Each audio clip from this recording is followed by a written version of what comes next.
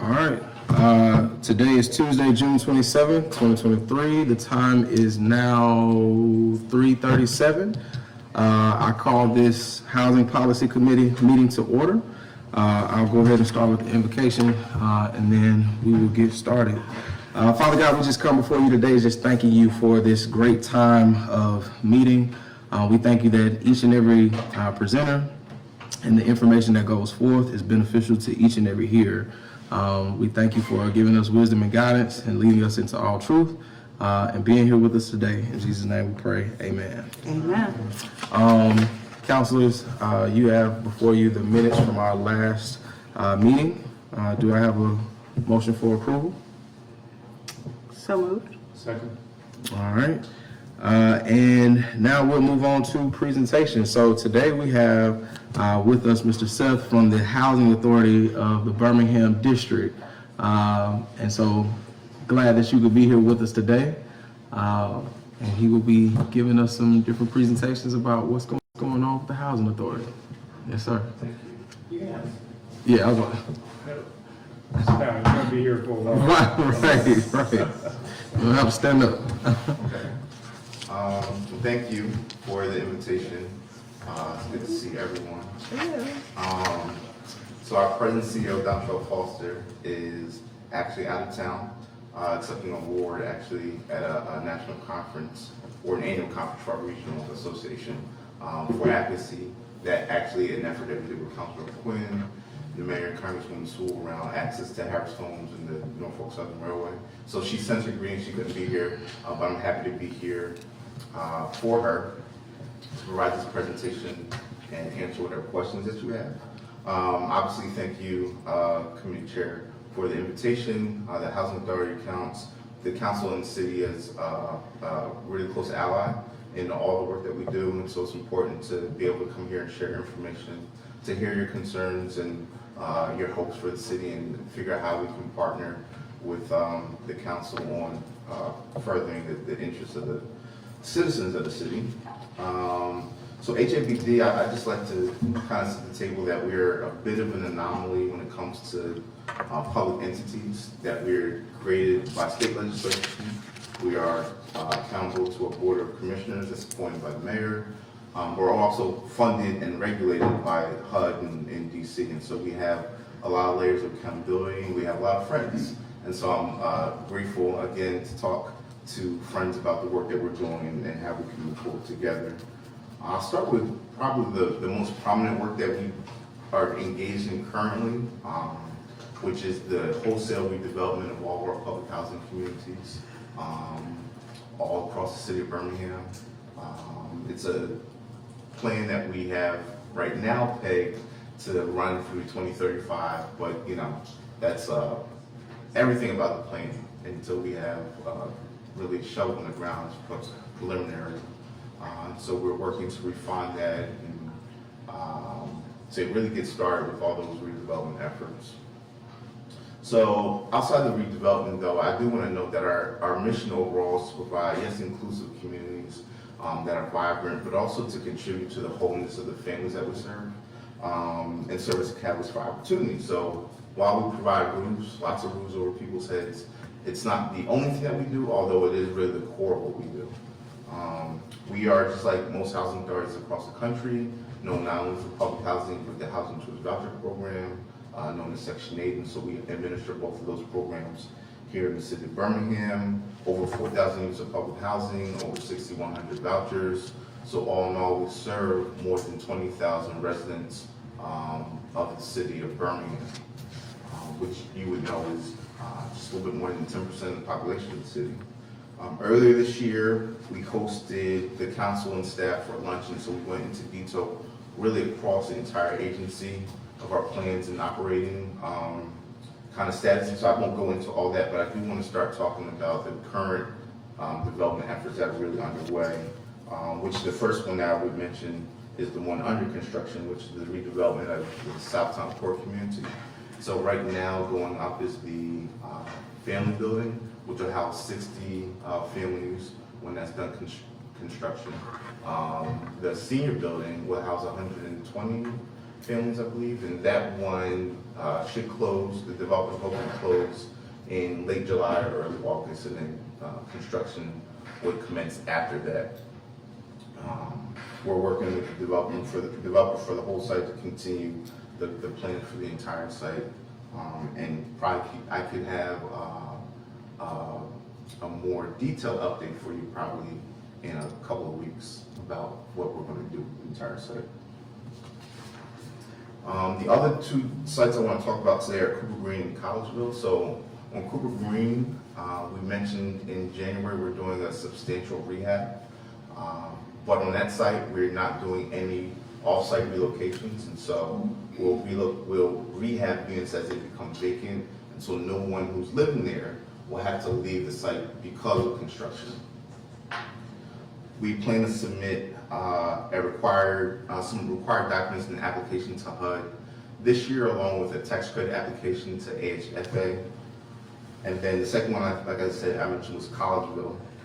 So that site includes a transfer of about half the units. So Collegeville is a site of 394 apartments. About half of those are going to go to the former Ensley High School site redevelopment. The other half of those units, we haven't determined what's going to happen. Will we redevelop one site, or will we also look to move those to another site? I couldn't give you an answer to that, but those would be the two options. We either redevelop one site, obviously reducing density, removing half the units. And if you've been to that site, you know how it's cut. I won't say in the middle, but it's cut in the middle. You're talking about College? Collegeville, yes, ma'am. Okay, I'm sorry, I was Sure. distracted making notes. What did you say the strategy was for that property? So half the units will go to the Ensley? Ensley site, the Ensley project with Zimmerman, that's partnered with the city on Ensley. The other half is to be determined. But nobody will return to that site. I couldn't promise you that today. Okay. Yeah, I couldn't. So, when we look at that, just like Southtown is we're not gonna have another project like Southtown. It's just not gonna happen. So most of the other sites will be their number one, a lot of times choice, preference is because of cost really, is to redevelop on site. But that's not always possible. Primarily, it could be site conditions, it could be environmental. Yeah, I it could thought be the location, environmental just- might be driving you to Right. not replace at that Right. location. And so so Collegeville and North In that exact Birmingham, location. those are real concerns. And so, like right now at Marks Village, we're doing some additional environmental assessments to determine what we're going to do. And so once we have the complete environmental assessment at the Collegeville site, we'll know if any of it's redevelopable or not. Okay. Yeah. But that's obviously, really a kind of a very public condition to that site, in that part of Birmingham, a lot of Birmingham really, but that part of Birmingham. Yeah, I would just say be careful because, I was on the school board when we built a new school right next door to it, and it was, I think because a school had been there and they were not acquiring new property, typically if you're buying new property, you would definitely do the phase 1, phase 2, but somehow the program manager didn't think to do a phase 1 and phase 2, and we actually built a new school for children to go outside and play on grounds that had high levels of arsenic contamination, stuff like that. So it was just not a good scene, and we did that. So I would just say they did get it remediated, and anyway. One thing I'll ask is, I know you talked about how half of the 394 apartments would be moved to the Ensley apartments, and right now you wouldn't be able to say whether or not they would come back to that site or not, correct? Those will be a permanent relocation of the subsidized units. So what will happen in the process is every resident will have the option. You can go for one of the new units. You can get a voucher instead of moving, or you can transfer to another public housing unit. So every resident there will have that option. So the residents will determine what they want to do. Now, if we have more families that want to go to the Ensley site, then we have units, then we would have to determine how we would allocate that and things of that nature. But we had the same concern really with Southtown, and we have some excess units, but not enough And so because of the bedroom size, and so, but as time goes on, people make different decisions. And so for Ensley, I don't think occupancy is gonna be, I don't know, for another 3 years, 4 years. I'm not really sure what Yeah. the schedule is, but people will have a lot of time to make an initial decision, change their mind, and so they'll have the option to determine what they want to do. Got you. And I'm just thinking about the impact that it would have on the school Correct. because On the majority of school, those yeah. kids that go to Hudson K through 8 live in the Collegeville Housing Authority, and so So when we were, I'm intimate, actually, Councilor Quinn and I are both intimate with Southtown Master Planning, but we did engage the school system a lot. They were on the steering committee for the master planning. And, the Housing Authority was very big on providing residents choices. So most of them chose to take a voucher They did. and, take their chance on the open rental market. And so, that was Right. just that seems to be a popular choice. It is. I will And say every time I I'll just see- give you that warning, but, Every time I see Dr. Sullivan, he talks about Southtown and those families that aren't there anymore. And so, because the school district, they have to plan not just for September or August, but for next year and next year and next year, So it is, we have to keep, just like we communicate with the council, we have to communicate with the city schools, and involve them in the planning so they know what we're doing. But also that could mean,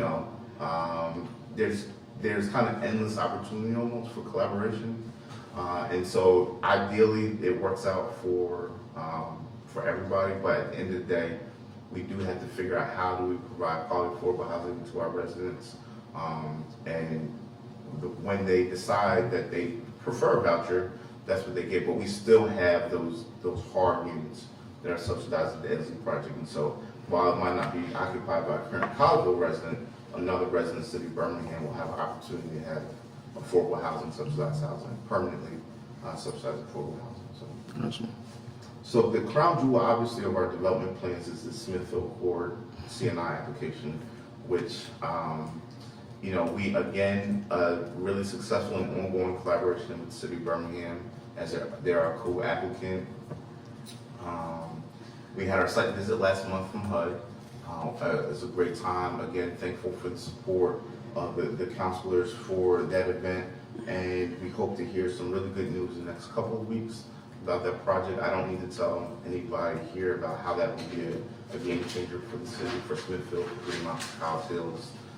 And so we're really excited about that opportunity. And I was telling Councilor Plum yesterday, I try not to think about it. I try not to talk about it because I just get really nervous when I do. So I'm just leaving it at that. If you have questions about Smithfield, we can talk about that. But I do want to transition and talk a little bit about our people, which are our residents. I talked about the 20,000 people that we serve earlier. And so summer at HABD means SYEP, which is the Summer Youth Employment Program. We have right now about 130 youth who are serving as peer counselors in our summer camp, again, across our 11 public housing communities. And we had this year, for the first time, a really generous partnership with the State Department of Human Resources. They provided us over $900,000 to pay the salaries of these youth. They make $12 an hour. So we're really excited about that opportunity and the ongoing partnership with the state DHR to benefit our residents, to provide resources. And so we're really excited about that. The camp began June 12th and it runs through July 21st. After that, we'll still have programming for the kids between then and when school starts, including SCLC is doing a mentoring camp. There is, we do a really big book bag giveaway and other activities for the kids at the various sites of the community centers. One of the things that we talked about in January as well that I like to follow up on is on home ownership. And so on July 15th, which is a Saturday, at the Harbor Center, we're having a home buyer education workshop, and that goes from 9 o'clock a.m. to 3 o'clock p.m. So there'll actually be a wide range of resources and education for the families that attend, and obviously financial literacy, but also building strong credit profiles, how to choose a real estate professional, fair housing, working with lending partners, and other topics. So we're really excited about that. We have a range of partners from, again, the city of Birmingham on some down payment assistance, Urban League, lots of others that are working with us to pour resources into our family. So we're excited about that. And what day did you say that was again? July 15th. July 15th at the Harbor Center. Right. And that's, is that gonna be tailored to, you know, with HABD residents kinda in mind? Correct. So we're focused really mostly on the HCV homeownership program. So you can use your voucher to buy a home. I'm sorry. That was one of my questions, so I'm so HCV? excited. Housing choice voucher, essentially. Okay, gotcha. Sure. But in addition to that, we also currently today have 11, we'll get that right, the vacant homes that we also talked about last time, Mason City, Fountain Heights, and Tuxedo, that we're looking to sell to. So in the public housing program, you can have single family homes that are subsidized. So it's not just apartment communities. So we have a bunch of those. And we can sell those to public housing residents. And so that's what our plan is. And so that's why we're hoping to get a good number of public housing residents to come to the homeowners, the home buyer education workshop to learn about the steps they would need to take to purchase those homes. So wait, well, Go Chair, ahead. I can go first. You're the chair. No, so are these houses that you all have purchased, or how did you acquire these? So long before my time, I would imagine some that we purchased, some were gifted to us probably. Yeah. Well, Fountain Heights you developed. And I The was gonna city say, bought the city bought the lots. I bought the lots. okay. And then there are a few that, a very small minority that we developed ourselves. Gotcha. And then Tuxedo was part of your Yes. Hope Six. Right, so we built 19 single-family homes at Tuxedo as part of the renovation for that site. Some of those are occupied in residents who are in like a kind of lease-to-own program. So, but then we have a number of ones that are vacant, but also some of them that are occupied, the current resident isn't interested in purchasing. And so that allows us an additional purchase opportunity. So those families will have to have a relocation plan and move to a different unit, either at Tuxedo or elsewhere. But those homes will all be sold to public housing residents. I guess my question was, is HABD, do they have the appetite to acquire other single-family homes for that same type of? Yeah, a strong appetite, I would say. So our new, I don't know if he's new anymore, VP of Special Initiatives, Kelly Gamble, he heads up our efforts on acquisition and redevelopment. So we have a number of opportunities to do that, both houses, land, like we talked about with Fountain Heights, to develop homes specifically for home ownership. We're not going to build houses to rent. We're going to build, if we build single family homes, it's going to be to sell. Depending on how we finance it, it may have to go to be sold to public housing residents. Otherwise, it could be open for anybody who meets income criteria and can afford the home. Gotcha. Okay. No, that's helpful and good to know. Council Clark. Yeah, thank you. I was just going to ask, so this is how you're sort of piloting the Section 8 homeownership program in your agency? Because I don't know, have you done them previously? Yeah, so we have about 16 right now. Okay. And so we have, just like we talked about appetite for a person and developing single family homes, we have a huge appetite for fostering home ownership in our families. And so we took a hiatus a couple of, maybe 18 months ago on that program. Okay. And so this is kind of getting it restarted, reintroducing our families to it and providing that opportunity. So do you have lenders who are working, specific lenders who are working with you on this program? Yes, the last purchase that we had went through Regions, but we've done Regions and Renaissance and a number of other banks through the homeownership program.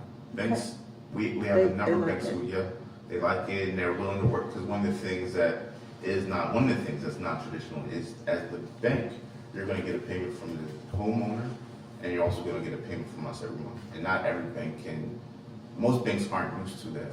And so some banks are willing to figure it out on their end, and I'm sure there are some banks who wouldn't be interested in that. But it is a great program. It's particularly advantageous for the elderly and disabled. Otherwise, because it's a 15-year program for somebody like myself. But if you're elderly and disabled, it just goes for the term. Yeah, so, just to help educate us, the way the voucher program works currently, and feel free to jump in and correct me wherever necessary, is that it's not uniform in that each recipient is kind of evaluated relative to what their income is. So it's not just a uniform, I'm just going to pick a number, $500 per family. It's really appropriate to that person's situation.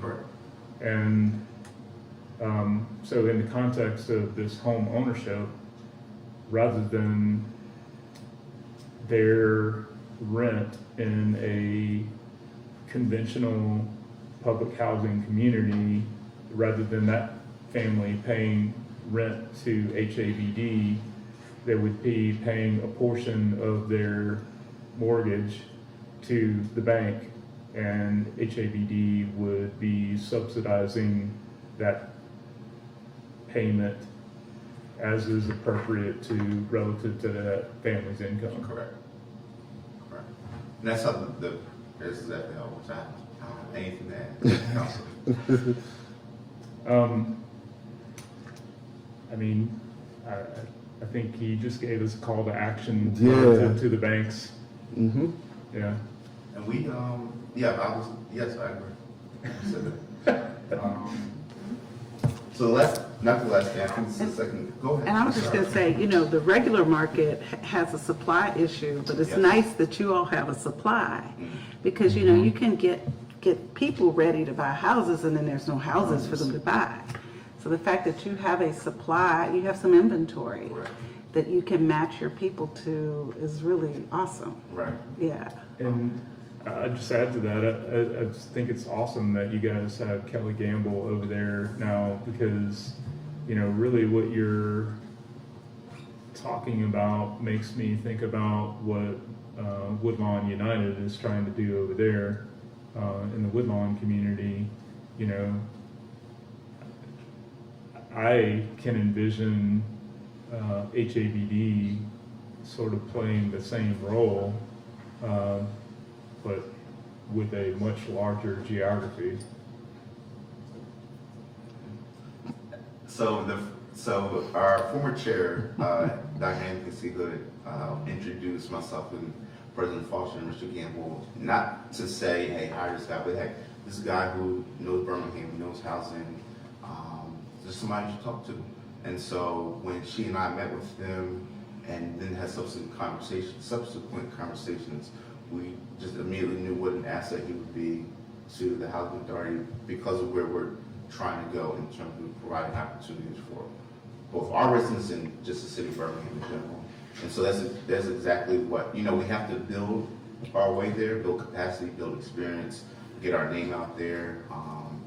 But that's exactly, where we're going and where we're going to get to. And so I'm just excited about that too. Now that I can talk about this. Yeah. I get all choked up, but I can talk about this ownership stuff. Yeah, and your, your charter is so right for that. So, the Housing Authority is also a redevelopment authority by charter. And so they have all these great powers Don't say that other people would have to come to the city for. Y'all have them for providing housing. So, you're well equipped charter-wise. I do think, to get where you need to go in resetting your portfolio, we've just got to have some more incentives because the gaps are going to kill you. Oh, yes. They're going to kill your deal flow. Yes.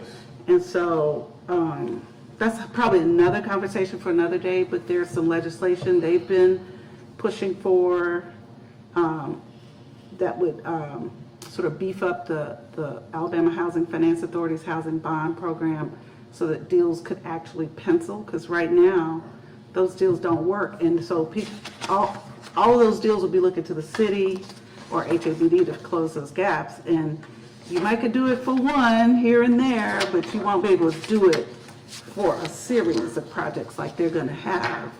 And so I think we gotta work on getting those legislative tools in place. Absolutely. Um, And figure out a way, you know, one of the challenging things is that Alabama's a big state. It's not really a state that is, I guess let's say the urban areas don't run the state like you might in other places. Right. Okay? And so, That's a nice way of saying it. Yeah. so when we talk about kind of, you know, there's different versions of different definitions of equity. And so you have all these competing interests, and so that becomes, even with the way we do tax credits in the state now, becomes an issue, because it's great that it, you know, we spread this equity across the state, but there's pros and cons to that approach. There's going to be pros and cons to any approach, and so just figuring out, you know, what are the ways that we can ensure that it's most helpful. You know, like anybody else would do, you advocate for yourself. And so we, with the city, with other partners in the private sector, really need to kind of come together and have strong advocacy and really make things work, get some real wins.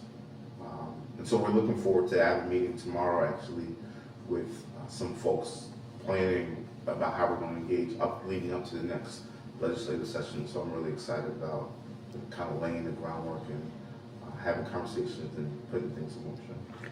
Do you all have a state lobbyist? I'm sorry, I keep butting in. We do, Rick Jones. Okay.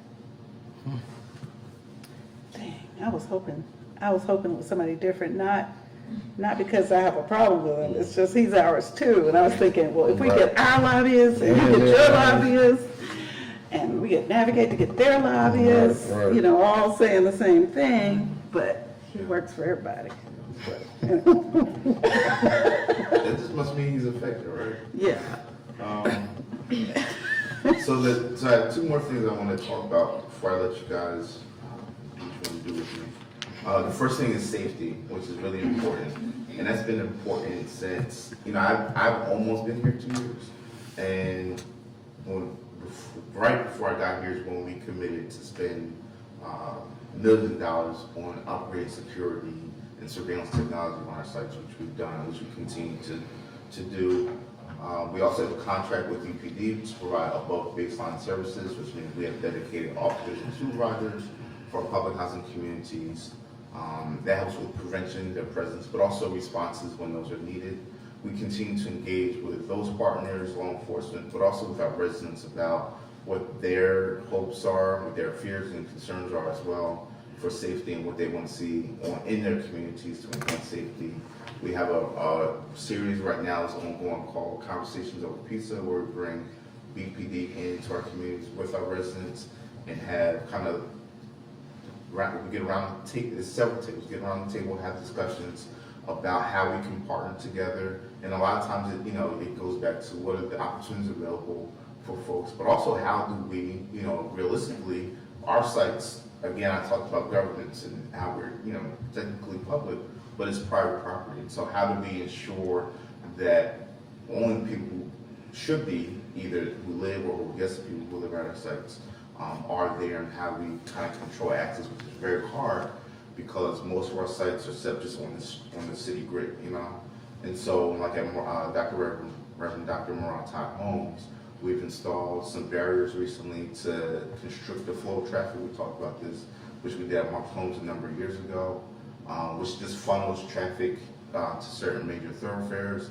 which makes monitoring that traffic a little bit easier. We have a very sophisticated license plate reader system.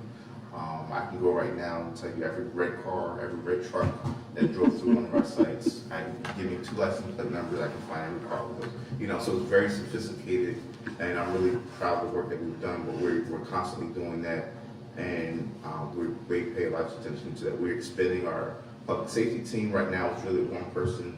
We're in the midst of hiring a 2nd person to assist and support in those efforts, and thinking about other ways to enhance how we ensure the safety of our residents. Which really, I was reading something really interesting the other day about a case study in Pittsburgh, and I've never thought about this, but at least in this case study, the public housing residents didn't know anything about crime in terms of how they felt safe, but where are they sending their kids to school and what recreation options they have, what's the quality of those amenities in the neighborhood, and that contributes also to safety, which goes to talk about how we can do redevelopment the right way to enhance not just the quality of the homes, but also the entire community, which goes back to the Smithfield Choice, which is really the prototype, is really the best we're going to be able to do. And so how also can we replicate that in maybe small ways, or take certain pieces or leverage the resources that are there across the city, and that's going to be an ongoing project for the housing authority. Well, I do want to, commend you all for what you're doing, especially, putting up the barriers in Morrell Tire Homes. I know that it has definitely cut down on a lot of the traffic, but, or in addition to that, I wanted to make sure that you were aware and possibly send someone from your team as well. Lighthouse Ministries is doing a conversation tonight at 6:30 p.m. With residents, Pastor Holt at Lighthouse, Veronica Johnson, who is a minister there as well. They're having conversations with residents about, how to work hand in hand with you all, as well as BPD, city, everybody, to come up with strategies of their own of how they can play a part in creating a safer community. I know some of the, ideas that, were shared, was like, man, it would be nice if we had like a check-in where, people had to actually have their driver's license to prove that they actually lived here, instead of just allowing people to just flow in freely. And so I definitely think it would be beneficial for you all to have somebody be in attendance, to be a part of those conversations. But yeah. Yeah, thank you for that. And yeah, we get lots of suggestions. Some are Collegeville, we talk about Collegeville. On that site, those are our streets on that site. So those are city streets versus outside, those are city streets. And so that's why at Collegeville and North Birmingham, we can put up a gate around the whole site.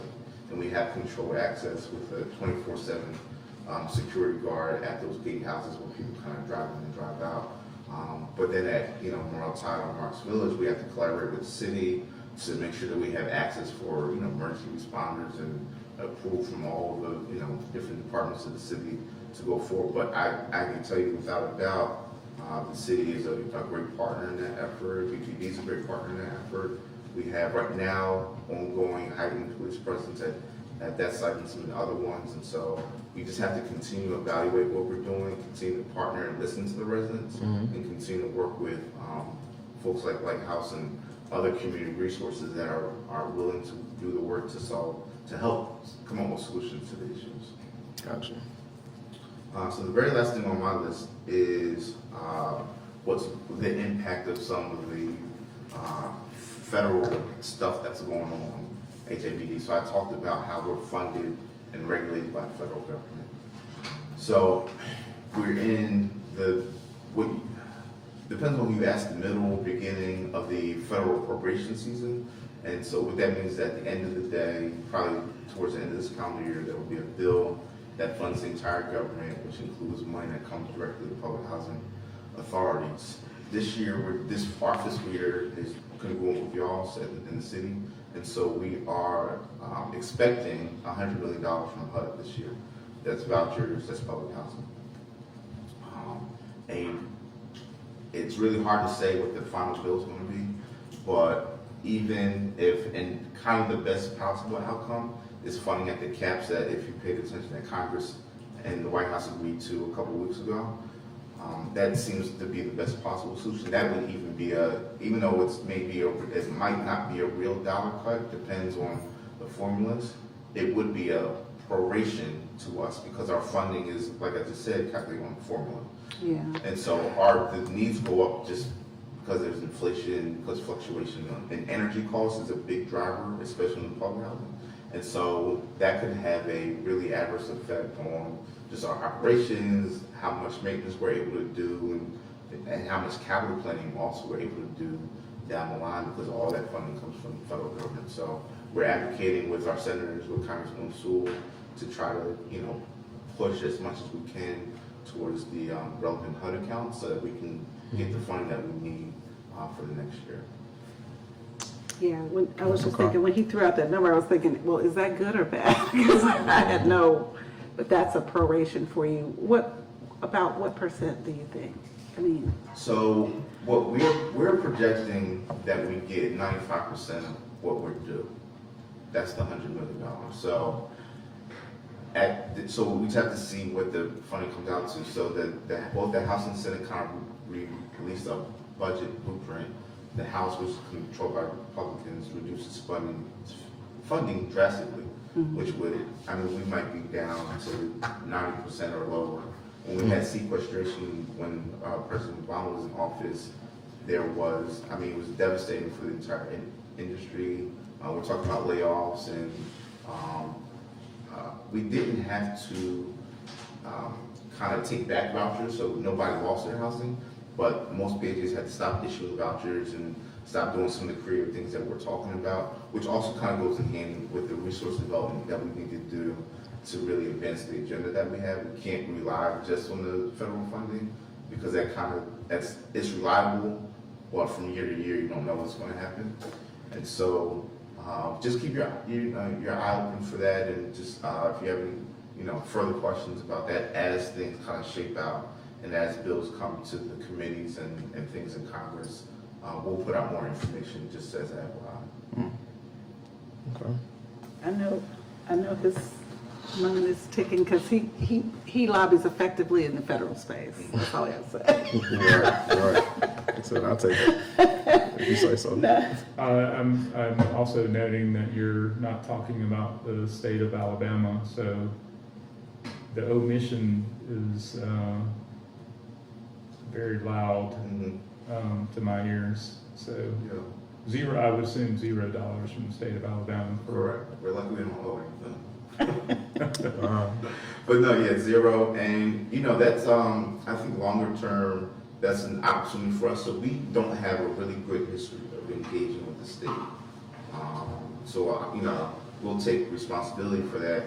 And so now, we're kind of turning the ship. And so we're starting with what kind of looks like low-hanging fruit. So the federal government has sent billions of dollars to Alabama for stuff like, just as an example, broadband expansion and support.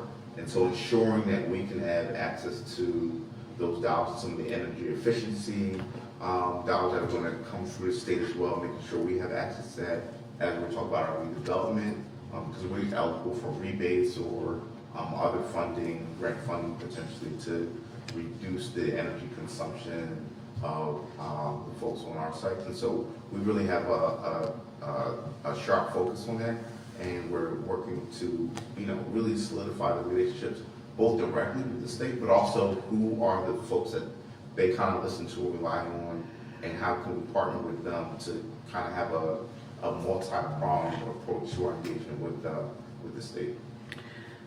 Okay. Can I ask him something about that? Yes, ma'am. Councilor So Clark. would becoming a direct issuer of bonds be one of those things? It would. Yeah. So, and tomorrow is, the number one thing on the agenda tomorrow is laying out that strategy. Okay. That's going to be really important, but also it's going to be another thing where I talked about earlier about developing the capacity. I have the Atlanta Housing Authority is kind of in the same, they're actually further along than we are, but then you have all the kind of mechanics of what that looks like and how you do that effectively. And so we have to not only work with the state to be able to do that, but also work to kind of have the infrastructure to do it successfully. Yeah, and I just think in terms of getting multifamily, affordable multifamily production, y'all are going to be the key, because it's such a hard environment to finance deals in. To private developers will be coming to you trying to get Absolutely. bond issues too for housing. So I just think anything we can do to help them get in position to. Because the private activity bonds come to the allocation comes to the state, but it has not been, a portion of it has gone to Alabama Housing Finance to do the bond programs they do. But the rest of it's been allocated to industrial development boards across the state. And it's just kind of wasted capacity because IDBs haven't issued bonds since like the 80s, IBBs. Industrial Development Boards. Gotcha. So it's just a kind of a disconnect at the state as it relates to supporting affordable housing that, so there's, the capacity is there. It's just allocated to the wrong stuff. So I think that's kind of, and it's not, I think the people who've been working on legislation to create, now when the previous director of HABD started initiating conversations with the state about creating a 4% tax credit that would be funded by the state through the private activity bonds, and it would be a companion to close the gap on these low-income housing tax credit deals. Anyway, a group of affordable housing developers across the state, and they put up the money. I think their association, I don't know if it's these people, but anyway, an association put up money for lobbying. Paul Compton and through Zimmerman and others, they kind of initiated because they came in to do Inslee, and they were going to be in that same, 25% gap situation early on. But anyway, one of the problems they had in Montgomery this year is that it's not an elevator pitch. You can't explain to anybody. So we really need to start now help supporting them and socializing it. And then Alabama Housing Finance Authority is supportive, but they can't lobby. So they can only answer questions when they are asked by legislators, to give them a briefing. So they can brief people on the facts and the mechanics, but they can't go and just pitch it. So anyway, that's just what I've been told as I've asked around, like, well, how's it doing? Where is it? Because I think for the kind of deal flow y'all are talking about having, it's just going to be imperative that we have the tools that other states have that make the deals work. Right. And we have the same capacity, the same private activity bond capacity they have. Ours is just, the allocation was set by a committee, and I think they decided the percentages. This is my take on it. They decided the percentages a long time ago, and they've never looked at it again. And nobody's ever looked at it again. It's just, it's just not, because the guy who was doing some of the legwork for Zimmerman, he had to just go and dig this up and find who's this committee that who decides the allocation, and he found them, but it's just this committee that probably never meets. Right. Yeah, so some fun work. set it and forget it. But anyway, so there's a group working on that. So as governmental affairs for the council, Clinton Woods and I met with them a couple of times. They told us to lay low as Birmingham because they didn't want it to look like a Birmingham thing, which can be a factor in Montgomery. Mm-hmm. But so we laid low. Then they came back to us kind of at the end of the session and says, we got to talk to people. Y'all got to help us talk to people about this because they just can't, it's just too hard to get people to understand it quickly. And some of our seniors are some of our senators are getting, that's Freudian, need more time. That's all. More lentils. But, Okay. yeah, so there's some good groundwork done already. We just have to help socialize it and get people to understand it. All right. Councilor Quinn, did you have anything else? I'm glad to hear about the sort of wraparound approach that HABD is taking. Definitely, over the years, have seen that sort of increase with like the Campus of Hope at Marks Village.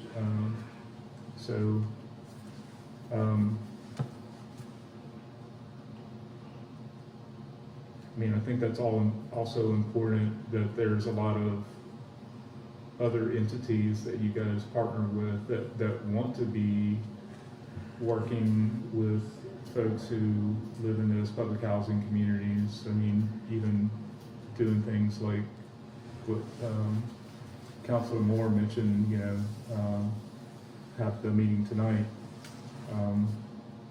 So it's one of those things where, HABD seems to be very open to, collaborations with folks who are having impact in the community. So that's good.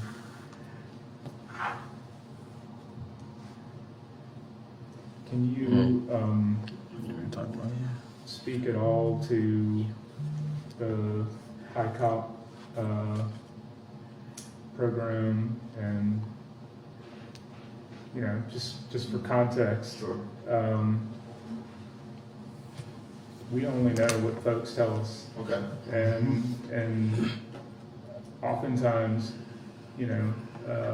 folks aren't volunteering information. Is that accurate? It's very accurate.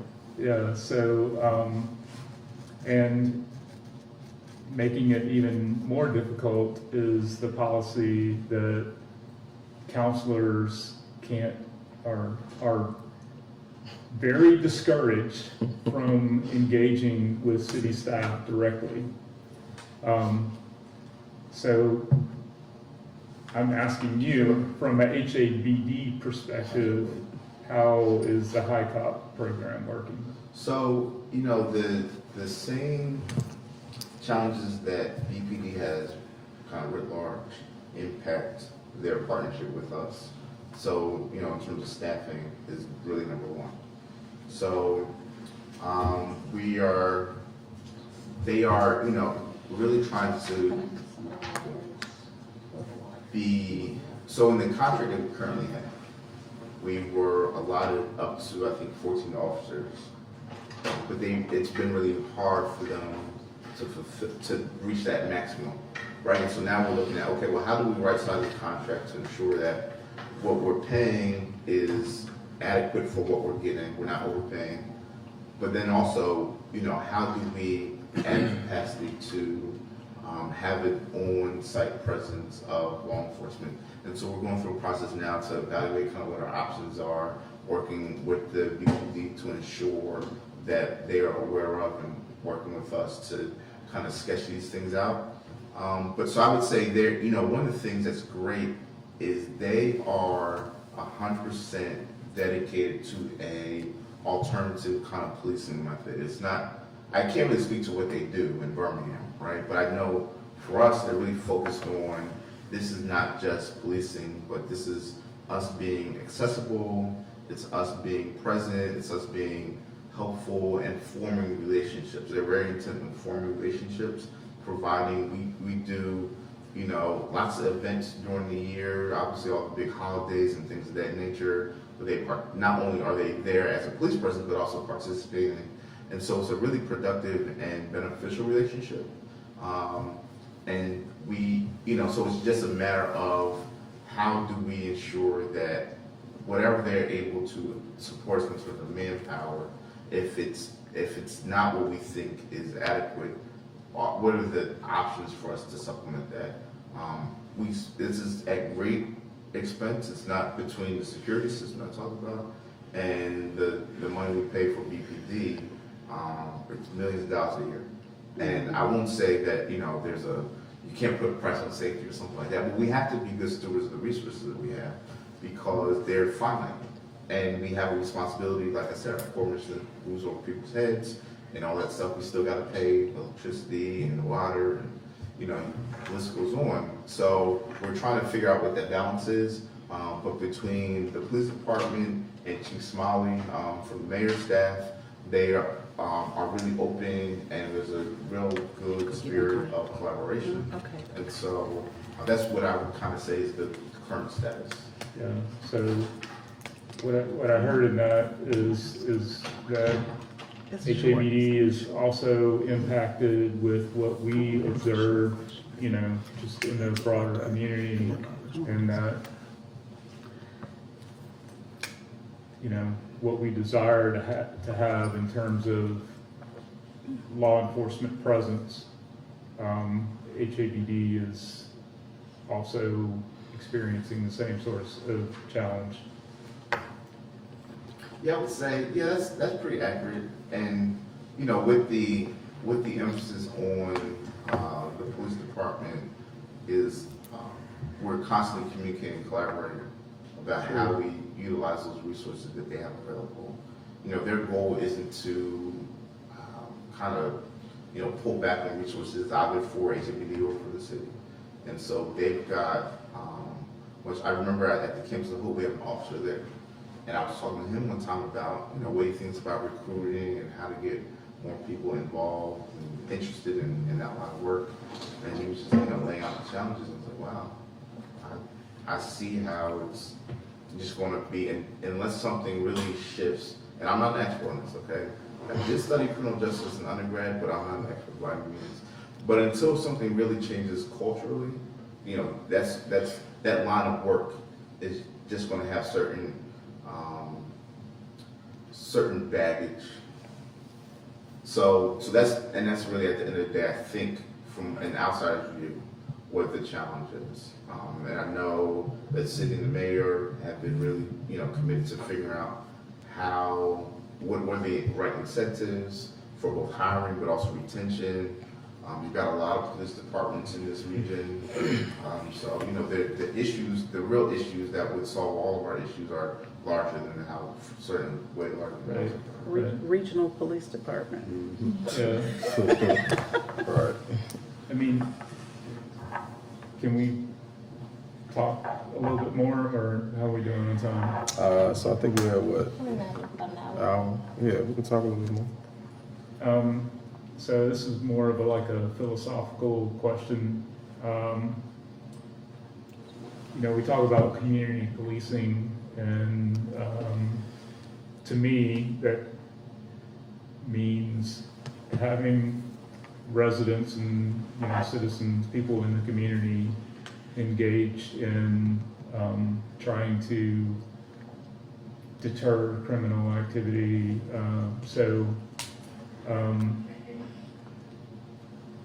HABD obviously has some assets and resources.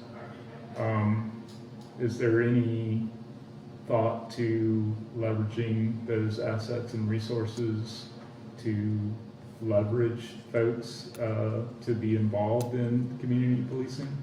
Yeah, I would say I took about conversations over pieces, really like a first step, really opening the door to that kind of engagement between the residents and the officers. And then the next step is, okay, we at least have conversations going, but how do we then form relationships? How do we then have partners come in to support those efforts? We get, lots of organizations do, events or stuff like that. Reverend Tide does several peace walks a year at our sites, and others do similar activities. And so there's not necessarily a shortage of that, but how do we make sure that the efforts are actually making a difference and that they're sustainable? But also that the one thing is that particularly the violent crime that happens on our properties is not committed, and oftentimes our residents aren't either the offender or the victim, right? And so I talked about access before, but then the next question is, okay, well, how do we utilize our resources to impact or leverage other resources to impact the actual individuals who are involved in those criminal activities? And that's really where we have to lean very hard on other partners, because as you know, the federal government is very serious about what its money is used for. And, nobody would like to hear that we're using the federal dollars that we get, on programs that are aimed at people who we don't assist. So that's a bright line that we can't cross. So that's why the collaborations are really important. So we can bring people to the table, around the table, have these conversations. And I think that's what we'll continue to do and kind of build on step by step by step. That's why I talked about bringing somebody on board, or hiring somebody to assist our Director of Public Safety, and that's really going to be want to focus I don't want to say too much about the candidate, but the one that we're looking at, he has a deep history of community involvement, law enforcement involvement, working with religious institutions and things of that nature. So he doesn't have I see somebody loitering, let me just lock him up. He's all about creating and security. We have to also spend money and invest in human resources and people and personnel to kind of, build these programs and sustain them. Yeah, I know it's hard. I mean, you touched on this briefly. There's a lot. This is a huge issue, right? And from a ecosystem perspective, these communities weren't designed to be healthy. So using Smithfield Court and the Choice neighborhood community, that's more of what we aspire to in terms of it being designed to be a healthy ecosystem that has all of the components that's actually going to nurture the people who live in it. So you said something and it brought up two thoughts, and I'm gonna share that, and then I'm gonna pass it over to Councilor Clark, and then we'll close out.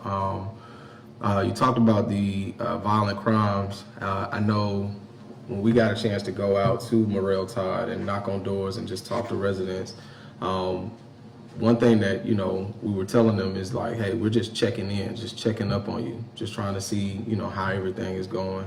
How are you as an individual doing? And a lot of people appreciated it because they were like, man, nobody has, asked us that, or, nobody has, just checked in, and trying to figure out if there's, one, is there something that you all have in place to just engage people around, just trauma, when different things happen?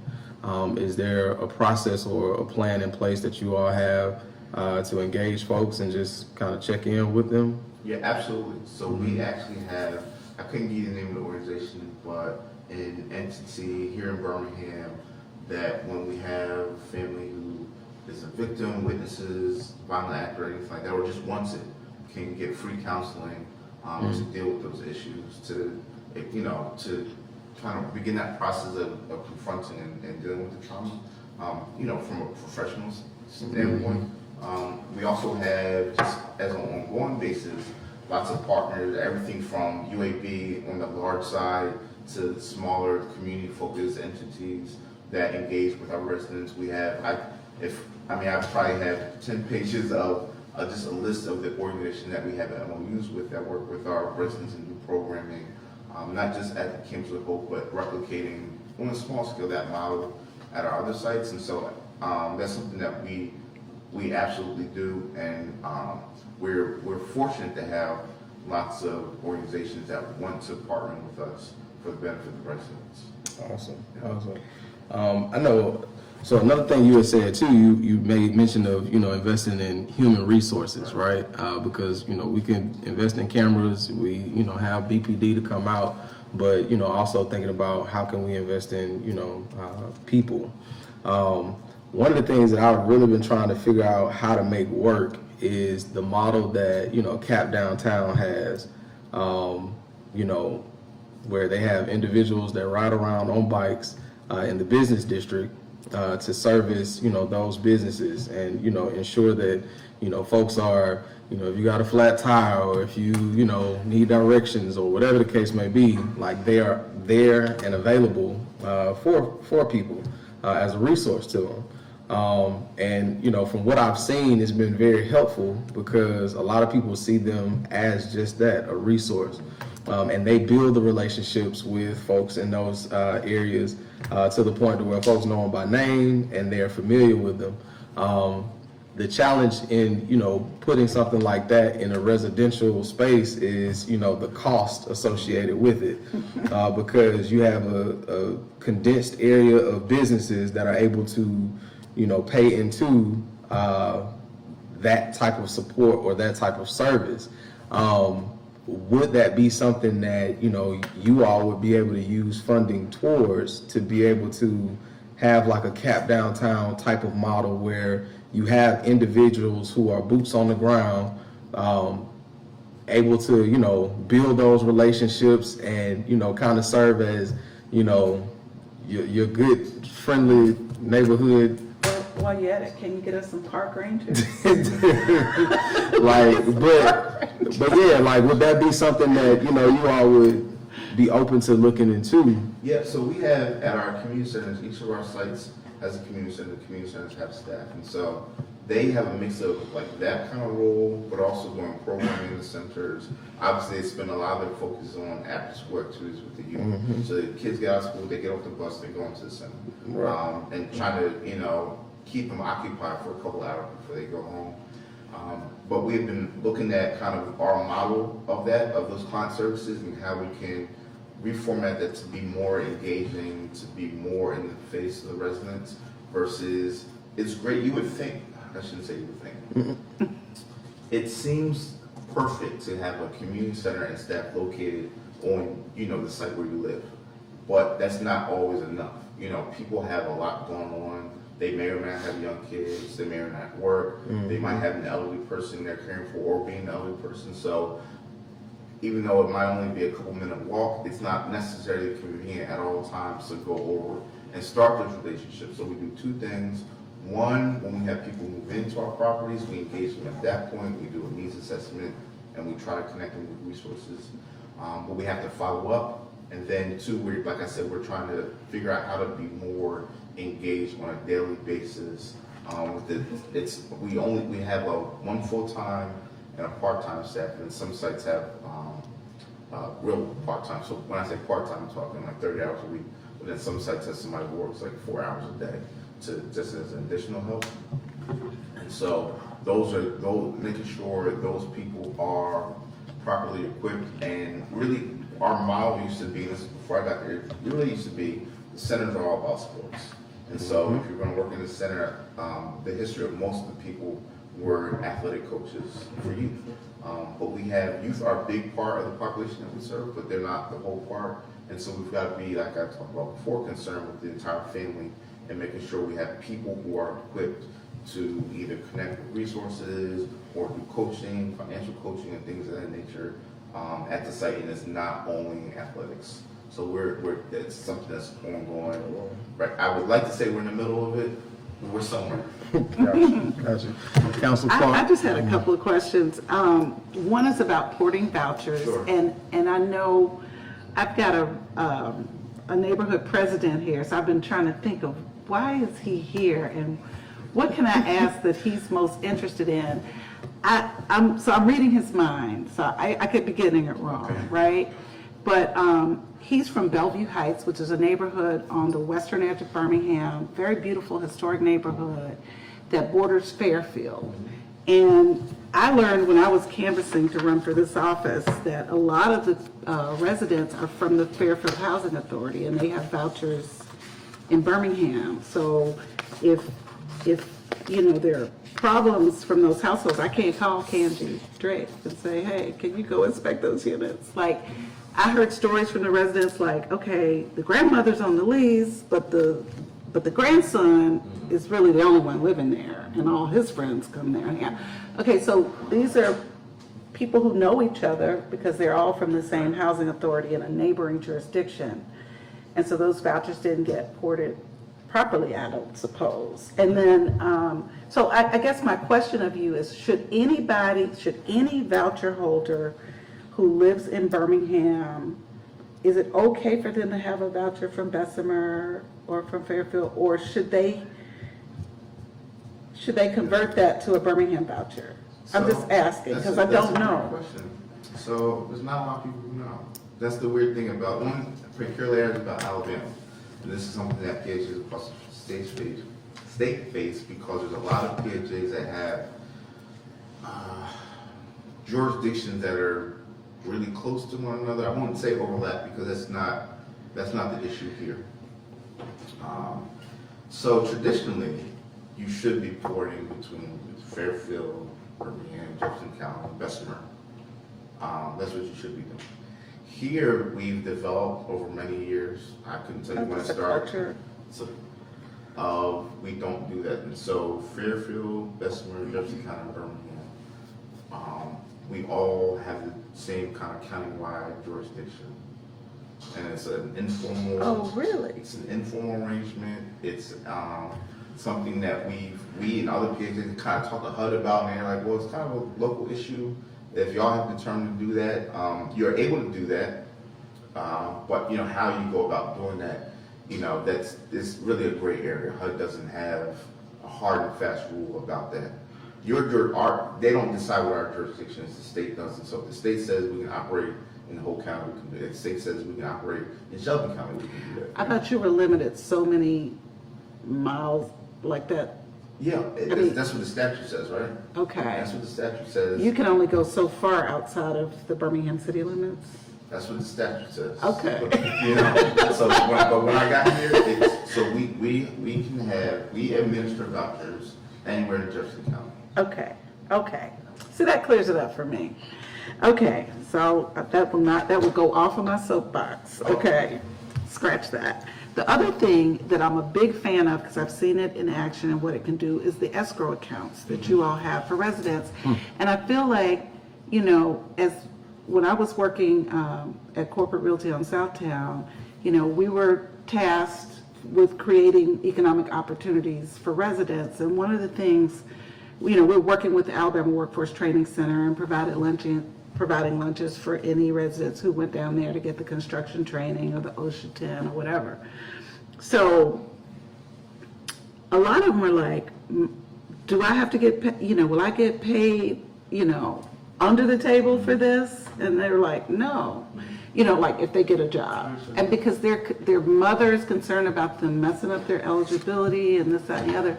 So I don't feel like the escrow accounts are being socialized very much within the culture of HAPD, because the way they work is if you sign up for the self-sufficiency and your income goes up, the increased rent goes into an account that you can use, but you use it to move out of public housing. So I've seen, I think it was before you came, but I've seen them present really large checks to residents who are moving out of public housing. And I just think if people knew,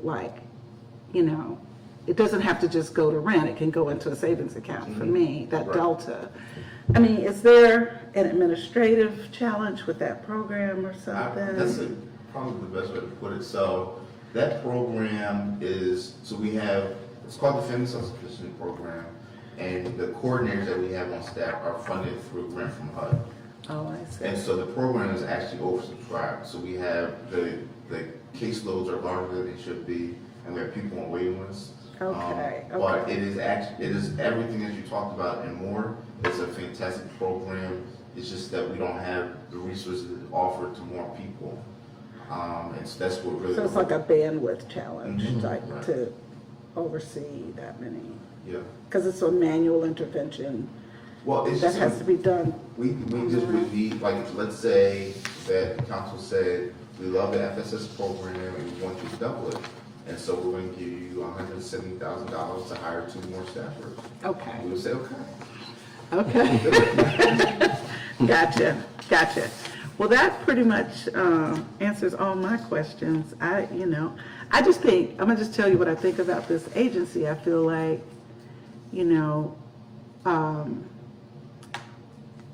as goes the housing authority, so goes Birmingham. And, many of our neighborhoods have challenges because you're there, but you also represent the biggest redevelopment opportunity those neighborhoods have ever seen. So it's like, it's sort of a double-edged sword. It's like if they are not successful in doing what they need to do in resetting their portfolio, some of our neighborhoods will be stuck in weak market conditions forever, possibly, or for a long time. But, if you're successful, it sort of frees those, people to live in nicer housing, and the poverty to be less concentrated, as we sort of get, create these more mixed income settings, just healthier environments, more, vitality and everything we want. But it's like, we're in this together, so. I think it's huge. I mean, Yeah. I don't think I really realized or thought about it in that context that, the Housing Authority is a redevelopment authority. And, the even bigger thing is that they have bonding capacity. So. They could. Right. Yeah, so, taken together, I'm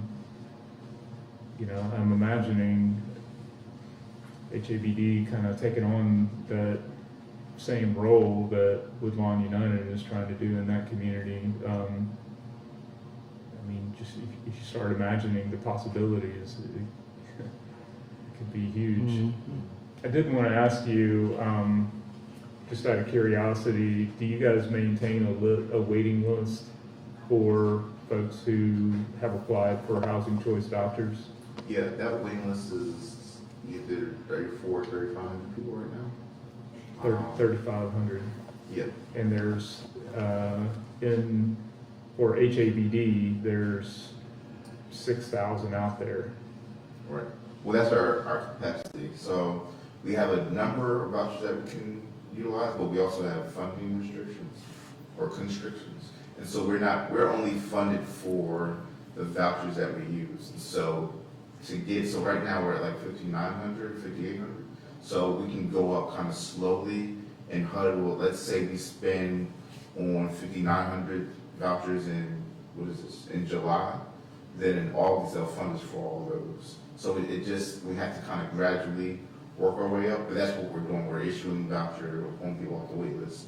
And that, compared to other housing authorities our size, it's a really small waiting list, which is helpful because in a way, people have short times to wait, but we also hope that they're still interested, because sometimes people get on wait lists, and by the time they get called, they're no longer interested. But we did a lot of work to pull them off, to evaluate them and everything like that. And so, probably, I could see us opening the wait list sometime next year. I wouldn't guarantee it, but it's possible, depending on how many families we kind of go through this year. Gotcha. Okay. Yeah. No, the reason I asked is I think that's important, because it's a sort of an indicator of the need, Yes. so. And the lesson I'll say is based on income, another 8,000 or so households in Birmingham are eligible for our program. So above the 5,000 we had in the voucher program, almost 6,000 and 4,000, there's another 8,000 that are just income eligible that we aren't able to serve. Yeah, so another 8,000 that are somehow or another just scraping by, Yes.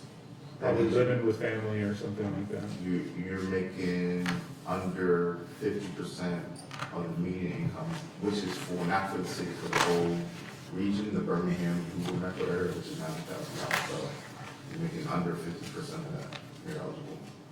So is that 8,000 individuals or 8,000 households? 8,000 households. Households? Yeah, so 20,000 maybe, depending on the household size. Okay. Mr. Embry, we'd like to thank you for being here with us and giving us this information. We definitely have our marching orders on some different things that we can help do to support HABD. And we definitely thank you for being an asset to this city. So without further ado, do we have a motion to adjourn? So moved. Second. Thank you. And we are currently adjourned. Well, I guess I should have said this first. So the next Housing Policy Committee will be on Tuesday, July the 18th. Items for the agenda must be submitted by Wednesday, July 12th, 2023 by 4 p.m. to terry.chapman@birminghamal.gov. Now, do we have a motion for adjournment? Yeah, so moved. Second. All right, we are adjourned. Thank you.